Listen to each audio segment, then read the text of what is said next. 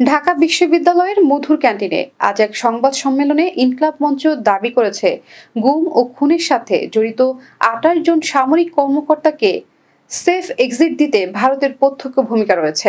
দলটির মুখপাত্র শরীফুল ইসলাম হাদী বলেন, আয়নাঘরের প্রমাণ মুছে ফেলতে চলছে সূক্ষ্ম রাজনৈতিক চাল। তারা ভারতের বিরুদ্ধে আন্তর্জাতিক অপরাধ আদালতে মামলা ও গুম সংক্রান্ত কমিশনের সদস্যদের নিরাপত্তার দাবি তুলেছেন। সংগঠনটি মোট ৫ দফা উত্থাপন করেছে। এর মধ্যে রয়েছে অভিযুক্তদের অবিলম্বে গ্রেপ্তার, ৩০ নভেম্বরের মধ্যে পিলখানা রিপোর্ট প্রকাশ এবং ইন্টারপোলের মাধ্যমে সেফ এক্সিট পাওয়া ব্যক্তিদের দেশে ফিরিয়ে এনে বিচার। ইনকলাব মঞ্চের এই দাবিগুলো ঘিরে রাজনৈতিক অঙ্গনে ফের উত্তাপ ছড়ানোর আশঙ্কা করা হচ্ছে। অতি দ্রুত বাংলাদেশ সরকারকে ইন্ডিয়ার বিরুদ্ধে আন্তর্জাতিক আদালতে মামলা করতে হবে।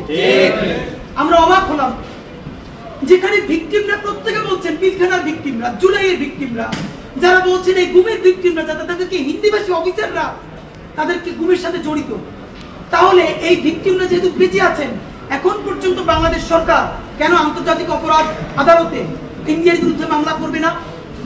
যদি বাংলাদেশের বিএনপি জামাতে ইসলামীও কনভিন্সড হয়ে যায়, এই ইন্টারিমের তো দায় বিএনপি এর জামাতের প্রতি না, তার তো দায় শহীদদের প্রতি, তার তো দায় ইনসাফের প্রতি।